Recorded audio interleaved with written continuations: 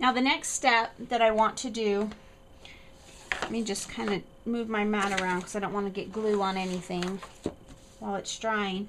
I'm going to take my back cover, and I tried several different colors, and I decided that I really like the is it Faded Jean Distress Pad the best for this.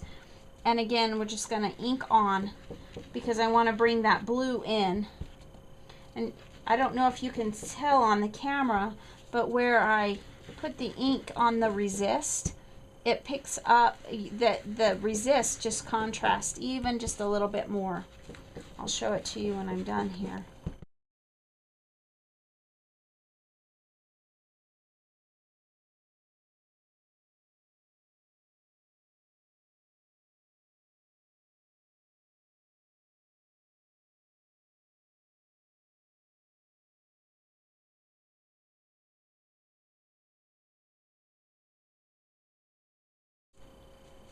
I will re-ink that off camera.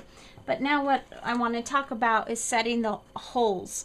Now when I'm setting the holes for chipboard, I have learned from the mini books that I've done that it's best if, I mean, maybe a Crop-A-Dile will do it. I haven't tried that yet, but I usually use my eyelet setter to set my holes.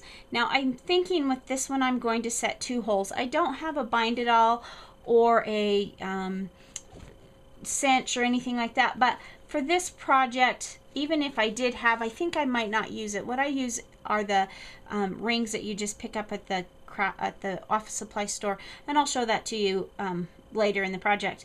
But the reason I like that is because these papers will be in there, and I want her to be able to, you know, if she's having a party, I want her to be able to move the party page closer to the her last page of guest pages that were signed. I want her to be able to mix and match and move the pages around. So I'm going to go and set my holes. I'm also going to on this front page, rather than using the Faded Jeans, I'm going to use the walnut stain just because I think it'll look better for the front. And then once this is dry enough, I'll also then use the Faded Jeans for the back of this. So I'll see you in a little while, and those will all be done. Okay, while we were away, I did a few things on the book, and I just wanted to show you what it was. First of all, I put the holes in my chipboard in my cover. Now, I have a Crop-A-Dile, and I had never used it before. I just got it today when I was out shopping. It was on sale for 40% off at one of my local craft stores, and I thought, I'm going to try that. I've been wanting to get one. It's the easiest thing I've ever used for making my books. So I'm really excited about that, and I just want to show you what I did. First of all, a Crop-A-Dile, this is my Crop-A-Dile, and it will cut through a lot of things if you don't have one. But I set my size at 3/4 of an inch here. That's how deep I wanted it to go in to set my holes.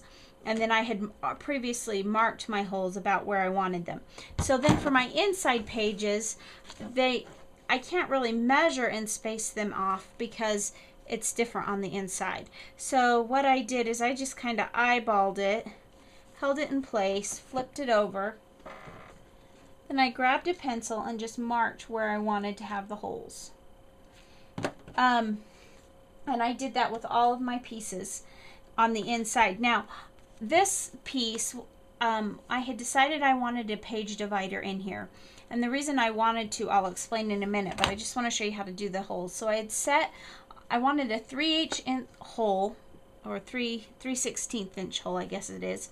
So I set my 3/16 inch side at 3/4 of an inch, and we'll come in.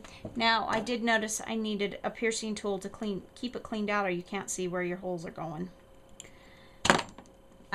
So I set it, and by the guide it will show me right how to hold it straight there.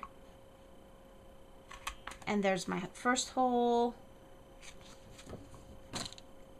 Now this isn't a huge deal when I'm doing something like as thin as this, but for chipboard I can't believe how much easier it was. I mean, you have to really push and stretch your hands to get the chipboard, and this was just easy as can be. So I did that with all of my pages here, I have my party guest pages, and I have those all cut, and I cut them very quickly using the Crop-A-Dile. And then this is also then my regular guest pages. Now I'm not sure that I'll use all of these. We'll see. The reason I made this page is because I wanted to have a divider between these pages. For the first page of the book, I'm going to do my party guest page, and then I will do all of my regular guest pages. And the reason I'm doing it that way is because I'm giving this book as a party, as a thank you gift for the person that's having a party. So I wanted to do it this way. And so then I took tags, bags, boxes, or no, I'm sorry, I took from my kitchen, and I came in on page 35, and I chose this tab right here, and I cut it at 2 inches, and that gave me this little tab.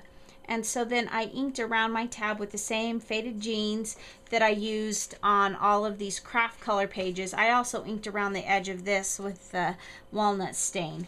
So now what I'm going to do is grab my scoreboard and just score right down the middle here of where the line will be, just so I can get a better crease. So on my scoreboard, the scoreboard does not come with this black line. I drew that black line for myself, just to make it easier to find what I wanted. So then I'll just that gives me a really nice tight crease here. And we're done with that. Especially something this small, it's very difficult to get straight if you don't pre-score it. Now I think what I'm going to do here is use my ATG gun, and I'll just run some adhesive along. Now I'm actually going to cover pretty much the whole back of it with it, both sides of it with adhesive, because they need to adhere to each other, but they also need to adhere to the front of the page. So I'll just make sure that no adhesive is showing here. Again, I'm just going to eyeball it. This is going to be, oh, that's close enough there. Just line that up along the edges. Flip it over, push it down, and now I have a page that I'll just go in. Oh, let's go ahead and use a black marker and write party on the back. And I think I can get guests in there. That way they'll know what those extra pages are. So there's only one more thing we need to do before we're ready to bind it. Now I did make some other changes while we were off camera. First of all, I didn't like the way the inking had gone on my first craft one. It was too messy, so I inked that. I printed a new one and recut it and re-inked that. And then I was a little concerned with it sitting on the ribbon, and I don't want any dimension at all because I want it to be very flat so that it lasts a little bit longer. So what I did is I ran this through my Xyron 900. I ran both pieces through it, and then very carefully put it down, because once it's adhered, it's really stuck. You can't move it like you can with some. But I made both pieces into a sticker just so I can get that a little bit better on, so that it will really adhere down well. Now this tape that I'm putting on is this tape from Tim Holtz, and again I just put it there to cover up the name of the recipient of the book, but it will slide right off. It won't leave any adhesive behind or anything. It'll just come off beautifully. So now we're ready to put our book together. So we'll start with, I've got the back of my book. Again, with the Crop-A-Dile, I also set the eyelets in my book. So I've got the back of my book here, and these are the rings I'm going to use. I believe they're 1 1/4 inch, maybe 1 inch rings, and you can just pick these up at your local craft store. Or you can get them at a craft store. I actually get them at Office Supply. They're a little less expensive that way. But this will give the recipient of the book the flexibility to move pages around as she wants to, however she wants to do it, because it's her book. So I do know that this is going in the back, and this is my back cover, so we'll just do a few of them at a time. And I really don't know how many pages are here. I initially had about 10 of the party guest pages and about 40, I think, of the other pages, but I'm just going to play with it and see how many I put in. So I will be back with the completed book.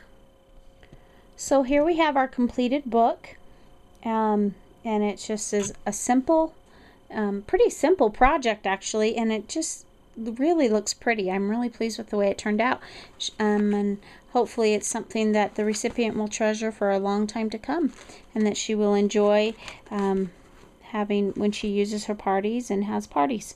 So thanks for watching, and come check back soon for more projects. Thanks. Bye.